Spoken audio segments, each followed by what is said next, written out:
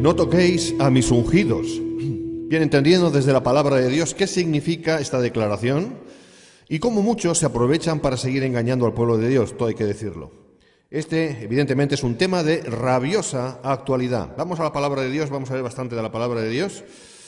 Vamos a 2 de Timoteo, capítulo 4, versículos 1 y 2. Dice así la palabra: te encarezco delante de Dios y del Señor Jesucristo, que juzgará a los vivos y a los muertos en su manifestación y en su reino, que prediques la palabra, que instes a tiempo. Dice que instes a tiempo y fuera de tiempo. Dice, redarguye, reprende, exhorta con toda paciencia y doctrina. Primera de Juan 4.1 dice: amados, no creáis a todo espíritu, sino probad los espíritus si son de Dios, porque muchos falsos profetas han salido por el mundo. Efesios 5.11 leemos: y no participéis en las obras infructuosas de las tinieblas, sino más bien reprendedlas. Hasta aquí la palabra del Señor. Leeremos más.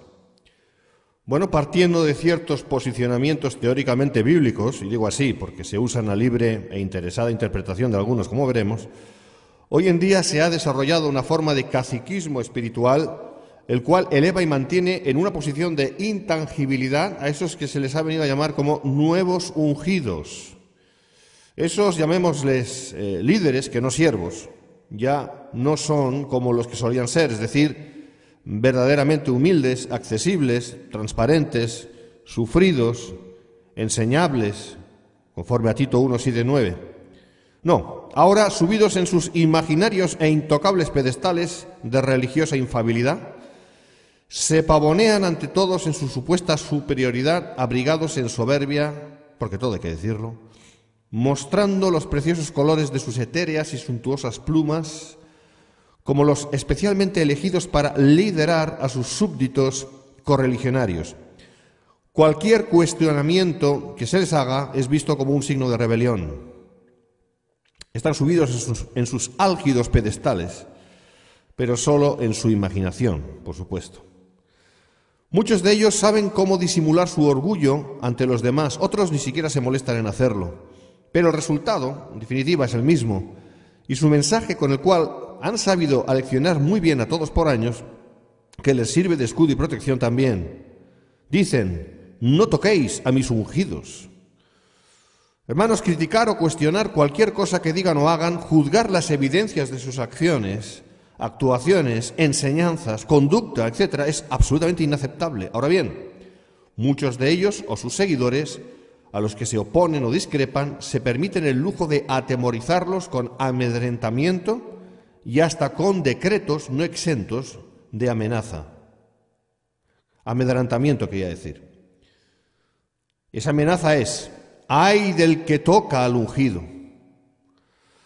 Y defendiéndose como gato panza arriba ante la crítica de sus enseñanzas o de su presunto ministerio por parte de los que nos atrevemos a hacerlo, la respuesta de ellos o de sus correligionarios, cosa que nosotros no osamos hacer, es siempre la de cuestionar los motivos, sin cortapisas, aduciendo envidia, celos e incluso odio, como si de veras pudiesen juzgar la intención de nuestro corazón. Olvidan que el único que puede juzgar el corazón es Dios, que es el único que lo puede ver. Por lo tanto, al resto de los mortales no se nos permite observar, denunciar sus desvaríos, así como reprenderlos, conforme 2 de Tito 3:16, bajo caer en el pecado de la murmuración y la crítica, según dicen. Para ello, y entre otras actuaciones, esgrimen de forma inadecuada la palabra, presentándonos diferentes ejemplos del Antiguo Testamento sacados de su contexto e intención originales. Y vamos a ver acerca de esto último. Así que vamos a comparar a los modernos ungidos con, por ejemplo, Moisés. Bueno, uno de estos ejemplos, en cuanto a la murmuración, vamos a ver qué es murmuración. La murmuración, bíblicamente, es conversación en perjuicio de un ausente. Eso es murmuración, conversación en perjuicio de un ausente, y evidentemente eso está mal. Bien, uno de esos ejemplos que la palabra nos habla en el Antiguo Testamento, en concreto en el libro de Éxodo, es acerca de la murmuración de María y de Aarón contra Moisés y el castigo que sufrieron. Eso se puede ver, en el libro de Números, capítulo 12. sin comprender que los dos hermanos de Moisés realmente procedieron mal, eso es evidente, llevados por los celos y el racismo y no por una sana crítica. Ahora, la crítica es examen y juicio acerca de alguien o algo. Si alguien dice, es que tú criticas, pues dices, pues sí, efectivamente, yo critico, porque el criticar es poner por acción la crítica, que es, digo, examen y juicio acerca de alguien o de algo, conforme el diccionario lo dice. En sí no es malo, es necesario, porque si no criticamos, si no discernimos, si no juzgamos, entonces somos, evidentemente, primeramente, unos ingenuos y luego seremos siempre engañados. Otro de los varios ejemplos que se presentan es el de la rebelión de Coré, Números 16, donde es decir, Coré, también Datán y Abiram, Ión, etcétera, dice la palabra, se levantaron contra Moisés con 250 varones de los hijos de Israel. Números 16, versículos 1 y 2. Bueno, poner este caso como ejemplo nos parece también un absurdo especial. Vamos a ver, Coré y los demás, los motivos por envidia y rebeldía, se levantaron contra la autoridad espiritual que Dios había colocado en su pueblo. Ahora, varias cosas hay que entender. Primeramente, número 1, estamos hablando en el contexto del Antiguo Testamento. Número 1, Moisés era tipo de Cristo. Fue el mediador verdadero y escogido de Dios que Dios levantó para guiar a su pueblo, sacándolo de Egipto y llevándolo a través del desierto hacia la tierra prometida. Así que levantarse contra Moisés en ese momento sería como hoy en día levantarse contra Cristo hombre. Siempre hay distancias, pero básicamente sería eso. Bien, punto 2. Hoy en día no existen figuras como la de Moisés, aquí entre los hombres, ya que vivimos en una dispensación muy diferente a aquella del antiguo Israel, como ya he dicho. Pero hay más. Número 3. Escuchen.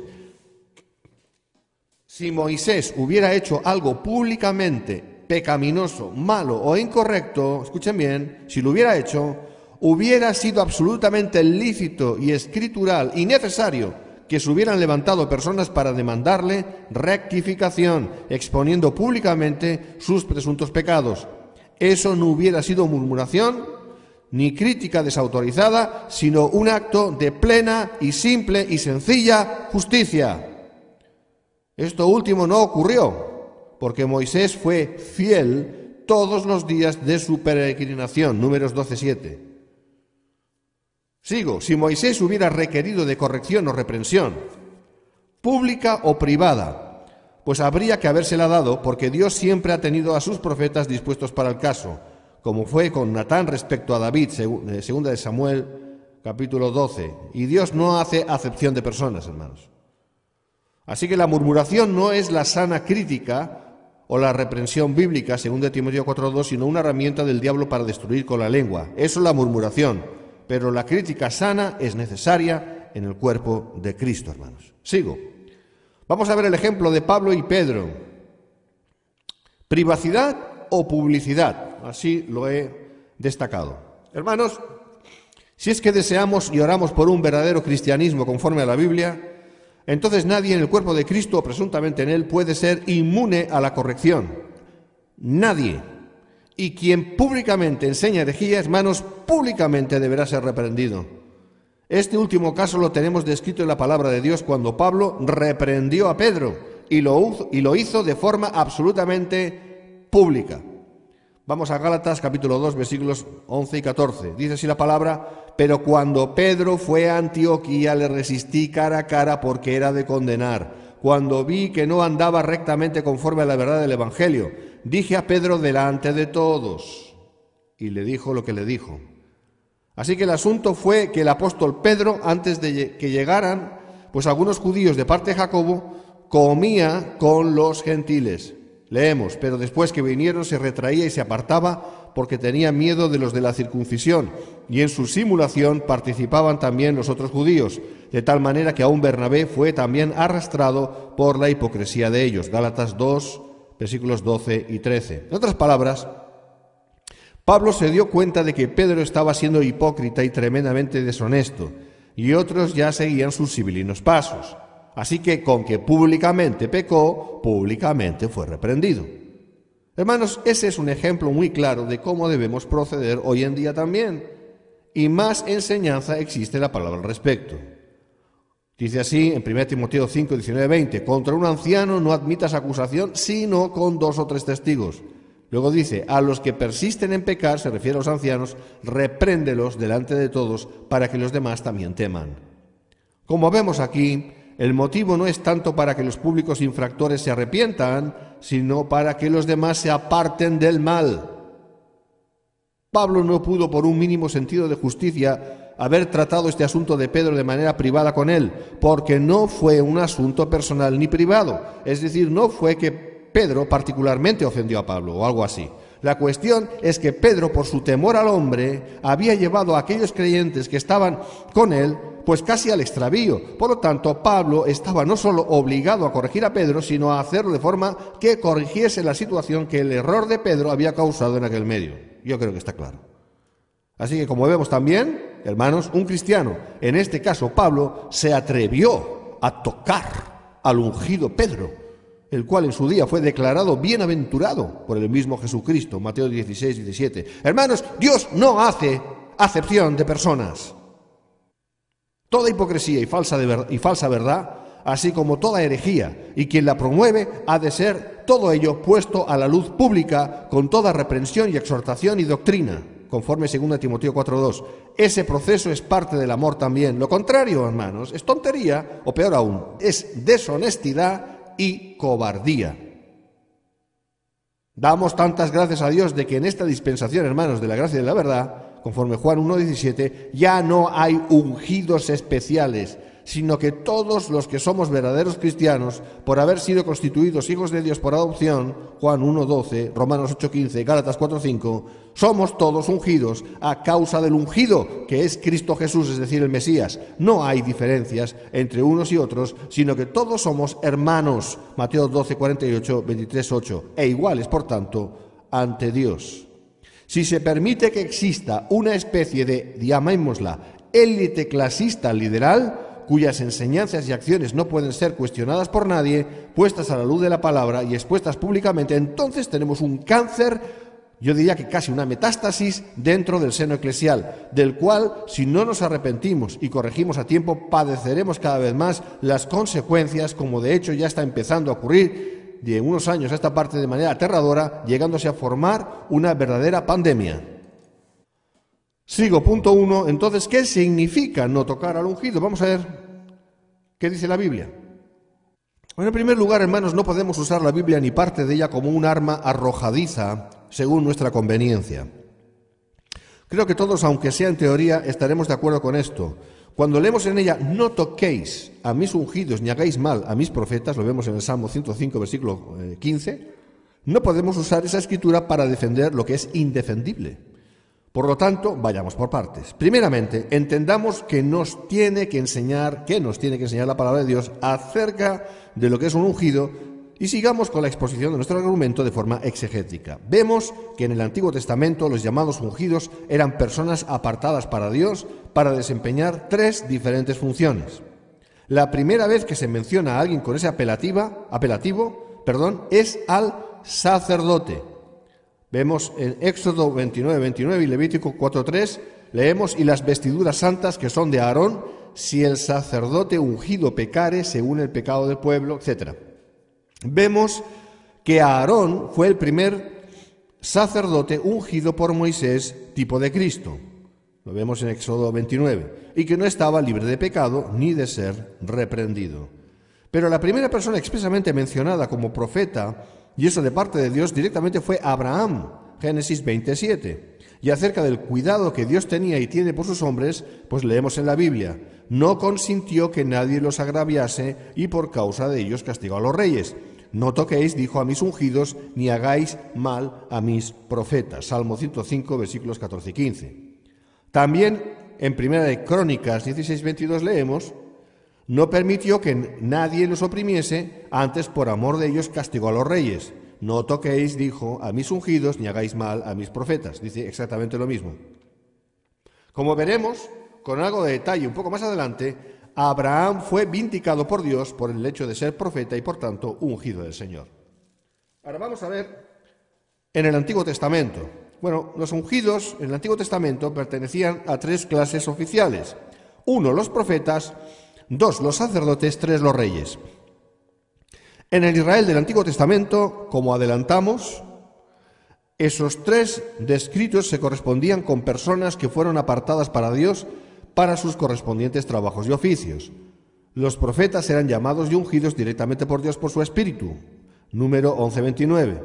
Los sacerdotes y los reyes eran ungidos con aceite para desempeñar sus oficios, después de lo cual se les llamaba, y así eran reconocidos, los ungidos de Jehová. Vamos a ver Escrituras. Éxodo 30, 22 al 31. Capítulo 37, 29. 40 del 12 al 16. Levítico 4, 16.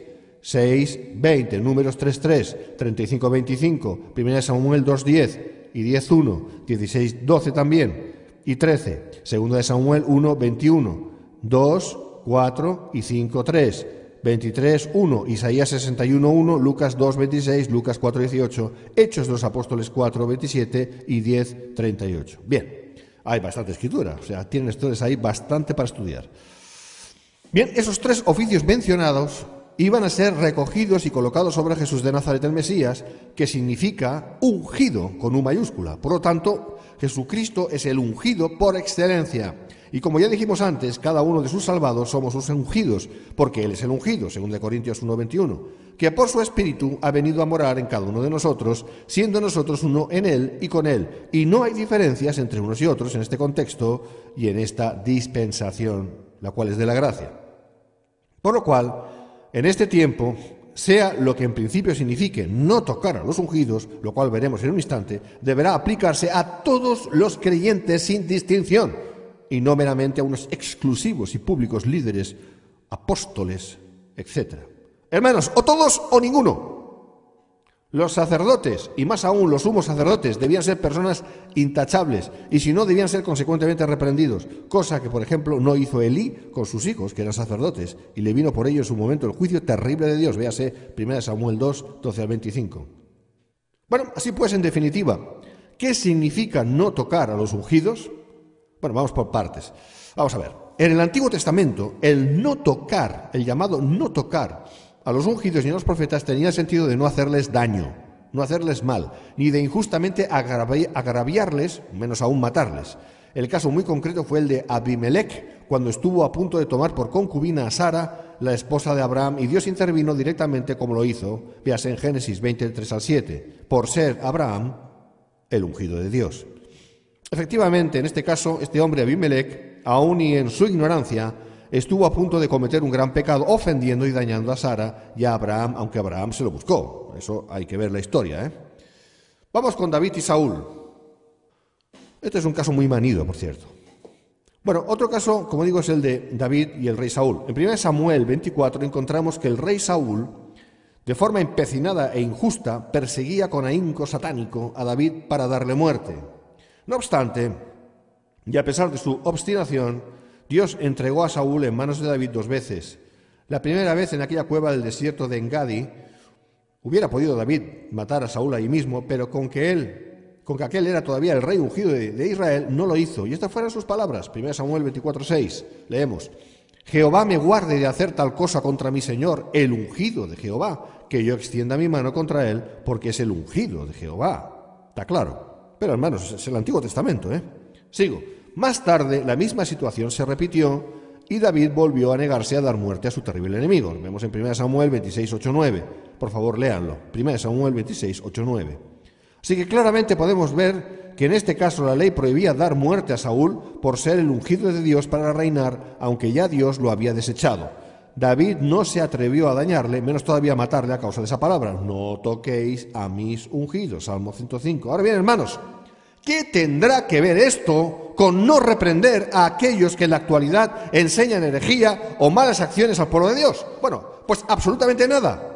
En ningún modo se puede justificar con esta frase del Antiguo Testamento que no debamos atrevernos a cuestionar las enseñanzas de algunos de estos líderes ungidos, como se llaman, de la actualidad, y a ellos mismos, muchos de ellos que lo son solo hermanos, en apariencia. Bueno, en ningún modo. David, aunque pudo, no dañó ni dio muerte a Saúl por 2 veces. Es decir, no le tocó. No obstante, sí le reprendió en presencia de todo su ejército, por lo menos 2 veces. Véase 1 Samuel 24, de 10 al 15, y 1 Samuel 26, 16 al 20. Así que entendamos bien esto. Todos los ungidos del Antiguo Testamento, incluido el propio David, fueron debidamente reprendidos, incluso públicamente, por los profetas de Dios. La Biblia ofrece una amplia exposición de todo ello. Así también ha sido en el Nuevo Testamento, como vimos en el caso de Pablo, en respecto a Pedro. Así que, insisto en eso, el rey Saúl, aunque no fue tocado por David, sí fue reprendido por él públicamente, que de eso se trata.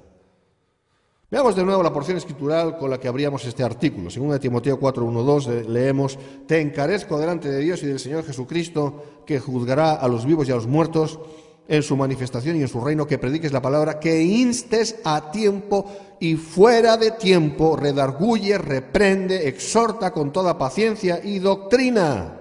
Y doctrina, hermanos.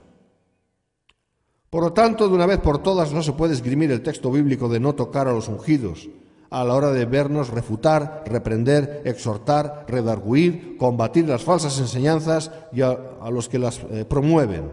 1, porque el no tocar se refiere a no dañar injustamente, maldecir, matar, descalificar, calumniar, infamar, en definitiva, destruir. 2, porque en la actualidad los ungidos no son una clase sacerdotal aparte, sino que todos los verdaderos creyentes somos ungidos. 3, porque es un deber del cristianismo el hacer una defensa ardiente de la fe una vez dada a los santos, a causa de que han entrado encubiertamente hombres impíos en el seno eclesial. Judas 3:4. Hermanos, más alto se puede decir, más claro no. Punto 2, lo he titulado «¿No debemos juzgar?». Bueno, equivocadamente muchos hoy en día, escudándose en un sentido humanista del amor y de la ética, creen que es incorrecto no solo delatar el error, sino además dar a conocer los autores de ese error. Bueno, aquellos que creemos fielmente en exponer o delatar la herejía de acuerdo a la Biblia, ahora estamos siendo en muchos casos ferozmente increpados, acusados de ser descorteses y faltos de amor, cosas peores, como que algunos todavía van más lejos, tomándose el incierto lujo de acusarnos de envidiosos o llenos de odio. O sea que en un sentido están haciendo peor que nosotros, entre comillas. Uno de los famosos dichos que esgrimen para no hacer ni permitir hacer una defensa de la fe es el de no juzgar. Uno de los versículos mal usados de la Biblia para ello es Mateo 7:1, que dice: «No juzguéis para que no seáis juzgados».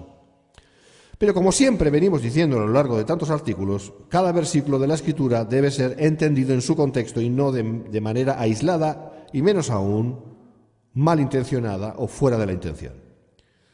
Hermanos, se desmonta fácilmente la errónea intencionalidad al usar este versículo de forma aislada, como examinemos su contexto. ¿Qué es lo que vamos a hacer? Examinarlo. Dice así: «Porque con el juicio con que juzgáis seréis juzgados, y con la medida con que medís os será medido. Y porque miras la paja que está en el ojo de tu hermano, y no echas de ver la viga que está en tu propio ojo. O como dirás a tu hermano: déjame sacar la paja de tu ojo, y he aquí la viga que hay en el tuyo. Hipócrita, saca primero la viga de tu propio ojo, y entonces verás bien para sacar la paja del ojo de tu hermano». Mateo 7:2-5. Bien claramente vemos que el tipo de juicio al que se refiere el Señor, el cual tiene la implicación de juzgar condenando, que eso es lo que significa en griego el juzgar, en este caso, es la palabra, el verbo krínete, que significa juzgar hacia condenación, se refiere a un juicio hipócrita, es decir, basado en el fingimiento, doblez y o ceguera voluntaria, y no en la verdadera verdad de la Escritura, valga la redundancia. Como nos lo remata el Ministerio de Discernimiento Bíblico cuando señala, voy a leer: «El hermano que tiene una viga en su propio ojo no debe juzgar a otro que tiene una paja en el suyo». La enseñanza es clara: usted no puede juzgar a otro acerca de su pecado si usted es culpable del mismo pecado. Eso es evidente. Pero esto dista muy y mucho de hacer un juicio justo conforme a la Escritura, como el Señor Jesús nos alienta a hacer en Juan 7:24, cuando dice: «No juzguéis según las apariencias, sino juzgad con justo juicio». Así que sí hay que juzgar. Aquellos que se aferran a «no juzguéis para que no seáis juzgados», al condenar a aquellos que delatan el error, deberían leer el capítulo entero. Jesús dijo: «Guardaos de los falsos profetas que vienen a vosotros con vestidos de ovejas». Versículo 15. Hermanos, ¿cómo podemos conocer a los falsos profetas si no los juzgamos de acuerdo a la palabra de Dios? Bien, algunos se acogen a otro pasaje bíblico para argumentar que no debemos juzgar. Van a Santiago 4, 10, 11 y leemos así, la palabra del Señor. Hermanos, no murmuréis los unos de los otros. El que murmura del hermano y juzga a su hermano, murmura de la ley y juzga la ley. Pero si tú juzgas a la ley, no eres hacedor de la ley, sino juez. Un solo es el dador de la ley, que puede salvar y perder. Pero tú, ¿quién eres para que juzgues a otro? Nótese que dice murmurar. Y ese juzgar al hermano va en el mismo contexto. Por lo tanto, no es un sano juzgar, sino más bien un dañar injustamente o un tocar al hermano. Evidentemente, eso no lo debemos hacer. Y si hacemos así, hacemos mal. Pero esto dista mucho de la apologética, es decir, la defensa de la fe, tal y como venimos enseñando. John MacArthur dice así respecto a este pasaje. Cito. Esto se refiere a calumniar o difamar. Santiago no prohíbe la confrontación de quienes están en pecado, lo cual se manda en otros pasajes bíblicos. Y cita Mateo 18, versículos 15 al 17, Hechos 20, 31, 1 Corintios 4, 14, Colosenses 1, 28,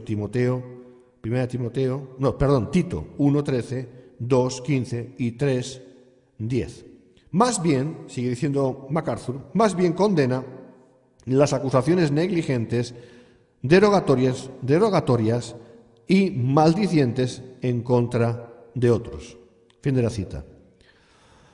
Hermanos, antes de avanzar en este punto, dejemos claro lo siguiente, que es una pregunta. ¿Con qué autoridad podemos y debemos reprender y corregir? Piensen bien. Repito la pregunta. ¿Con qué autoridad podemos y debemos reprender y corregir? ¿Les digo la respuesta? Ustedes la saben. La respuesta es, con la que nos concede la palabra de Dios. Hermanos, es la palabra de Dios la que juzga y no nuestro parecer humano. Es la palabra de Dios la que descalifica lo incalificable, la que reprende lo reprensible, la que corrige lo incorregible, la que separa lo inseparable, la que destruye lo destructivo, la que juzga es la misma palabra de Dios, y esa palabra de Dios, cual espada de dos filos, ha de ser consecuentemente esgrimida con rigor y con verdad. Pero ha de ser esgrimida. No ha de permanecer en la vaina, ha de ser desenvainada, hermanos. Una espada no sirve para nada si está en la vaina. La espada sirve cuando se quita de la vaina y se usa conforme lo que es, en este caso la palabra de Dios. Así que la palabra cual espada del Espíritu tiene que ser desenvainada y blandida con rigor y con amor, porque si no es blandida con amor y, por tanto, conforme a la verdad, es mal blandida. Y esa es nuestra porción, hacerlo bien para el Señor. Tomad la espada del Espíritu, que es la palabra de Dios, dice Efesios 6, 17. Así que no vale decir, como muchos hacen y dicen, cito, ya Dios les juzgará y usted solo dedíquese a orar y a llevar la palabra a los perdidos. No, hermanos, no, eso no es así. Eso no es así. Usted y yo tenemos la tremenda responsabilidad ante Dios de ser sal y luz. Mateo 5, 13 y 14. De no participar en las obras infructuosas de las tinieblas, dice la palabra, sino bien, más bien, reprenderlas. ¿O no lo dice? Efesios 5, 11. De hacer un azote de cuerdas y echar fuera del templo de Dios todo lo que no es de Dios y no permitir que se haga de la casa del Padre casa de mercado y aún a tener de ser considerados faltas de amor ásperos o desagradables, como pensaron que lo fue nuestro Señor, cuando así literalmente Él hizo. ¿Qué más da la apariencia, hermanos? Hagamos las cosas conforme a la verdad. Hermanos, no podemos vivir un cristianismo pasivo, sincrético y ajeno a lo que otros hacen. Existe un tribunal, es el de Cristo, que nos juzgará severamente si no hacemos como el Maestro hizo y nos enseñó a hacer. ¿Dónde lo dice? 2 Corintios 5:10. Tenemos la enorme e ingrata responsabilidad de parte de Dios en su palabra. Sí, es ingrata, es verdad. Pero es responsabilidad. De juzgar todas las cosas. De juzgar todas las cosas. 1 Corintios 2:15. Por amor, no solo a los perdidos, sino mayormente a los salvos. Pero que están o pueden estar en gran peligro por llegar a ser los postulados demoníacos de muchos falsos maestros y profetas que enseñan, por citar unas pocas cosas aquí, aberraciones como los encuentros del G12 y todo su contenido, lo que es el G12 en sí, el falso ecumenismo, la falsa prosperidad y doctrina de pactos con Dios, el falso mover y manifestación del Espíritu Santo, el falso avivamiento, la fe en la fe, la visualización, la confesión positiva, el pensamiento positivo posibilista, la doctrina de los pequeños dioses, la teología del dominio o dominionismo, la falsa reforma apostólica actual, el diezmar a hombres y no al alfolí, el ir a por falsas coberturas que son humanas, pretendiendo que esa es la cobertura del Espíritu Santo. En definitiva, el buscar el mismo espíritu del romanismo. Es decir, todo un añadido al Evangelio, lo cual es absolutamente anatema, que significa maldito, hermanos. Gálatas 1, 8, 9. Y aún contumazmente pretende ser esto considerado evangélico. No hay manera, no es cierto. Hermanos, no vale con argumentar, ya les juzgará Dios. Dios quiere que les juzguemos nosotros, y ahora, 1 Corintios 5:12, no con condenación, sino poniendo a la luz, exponiendo a la luz lo que hacen para que los demás sean advertidos y se aparten. Ese ejercicio es absolutamente espiritual, cristiano, y es la voluntad de Dios. Romanos 16:17 dice: mas os ruego, hermanos, que os fijéis en los que causan divisiones y tropiezos, en contra de la doctrina que vosotros habéis aprendido, y os apartéis de ellos. Primera de Juan 4:1, otra vez: amados, no creáis a todo espíritu, sino probad los espíritus si son de Dios, porque muchos falsos profetas han salido por el mundo. La palabra no puede ser más clara. Desde los púlpitos, plataformas mediáticas, usando todo medio a nuestra disposición, es menester hoy más que nunca refutar, redarguir, reprender y exhortar y elevar la verdad doctrinal por encima de las cabezas de los que quieran atender, porque muchos sí están siendo bendecidos en este sentido, hermanos. Si un hombre que dice serlo de Dios públicamente enseña doctrina y acciones heréticas y destructivas, aunque las presente adornadas con 1001 diferentes atuendos graciosos, que no de gracia, tendrá que ser públicamente expuestas a falsedad y a él mismo a través del ministerio de la palabra. Y si no se hiciera así, hermanos, pecaría él y pecaríamos todos los que, entendiendo la situación, no hiciéramos o no hagamos o no estemos haciendo nada al respecto. Hermanos, no podemos juzgar, o mejor dicho, no podemos jugar más al cómodo y pueril silencio de los corderos. El deber de cada verdadero creyente es el de ser celoso y activo en la defensa de la fe. Título 1, 13, 14 decimos: este testimonio es verdadero, por tanto, repréndelos duramente para que sean sanos en la fe, no atendiendo a fábulas judaicas ni a mandamientos de hombres que se apartan de la verdad. ¿O no lo dice, hermanos? Y como se expresa Dave Hunt a continuación, cito: no osaremos mantenernos en silencio, no debemos, ni nos dejaremos llevar del miedo a hablar por temor a ofender o a causar divisiones mientras se falsea la verdad una vez dado a los santos. No debemos contemporizar, porque con ello no ayuda sino que estorba la causa de la verdad. Dejar de contender ardientemente por la fe deshonra a Dios, y aunque puede evitar que surjan sentimientos heridos y egos dañados, destruye almas por las cuales Cristo murió. Si el amor de Cristo gobierna nuestros corazones, entonces contenderemos ardientemente por la fe que Él nos ha dado. Fin de la cita. Amén. Hermanos, el miedo a levantar la voz no es manifestación del amor, sino que es obra del enemigo. No nos engañemos. Ahora es tiempo de proclamar desde las azoteas eclesiales, conforme Lucas 12:3, el valiente mensaje de exhortación y reprensión, porque la palabra profética se está cumpliendo de forma ineludible en estos nuestros días finales. Cuando dice la palabra: porque vendrá tiempo cuando no sufrirán la sana doctrina, sino que teniendo comezón de oír, se amontonarán maestros conforme a sus propias concupiscencias, y apartarán de la verdad el oído, y se volverán a las fábulas. 2 Timoteo 4:3-4. Esto es lo que está pasando hoy en día, hermanos. Más que nunca antes es menester que cada verdadero creyente, insisto, verdadero creyente, se levante como fiel atalaya de Cristo, no consintiendo el engaño o la falacia, sino predicando la palabra, instando a tiempo y fuera de tiempo, redarguyendo, reprendiendo, exhortando con toda paciencia y con la doctrina de Cristo. Tristemente, hoy en día, los que son llamados a ser ese tipo de atalayas celosos de Dios, muchos están durmiendo en sus puestos de guardia, cumpliéndose también a cabalidad el dicho del profeta Isaías: sus atalayas son ciegos, todos ellos ignorantes, todos ellos perros mudos, no pueden ladrar, soñolientos, echados, aman el dormir. Y esos perros como hilones son insaciables, y los pastores mismos no saben entender. Todos ellos siguen sus propios caminos, cada uno busca su propio provecho, cada uno por su lado. Isaías 56, 9 al 11. Cuando uno busca solo su propio provecho, solo busca el provecho del diablo. Cuando uno solo busca el reino de Dios y su justicia, solo está buscando el provecho de Dios. Hagamos esto último, aunque muchos rechinen los dientes y continúen maldiciéndonos. Bienaventurados los que padecen persecución por causa de la justicia, porque de ellos es el reino de los cielos. Bienaventurados sois cuando por mi causa os vituperen y os persigan y digan toda clase de mal contra vosotros mintiendo. Gozaos y alegraos, porque vuestro galardón es grande en los cielos, porque así persiguieron a los profetas que fueron antes de vosotros. Mateo 5, 10 al 12.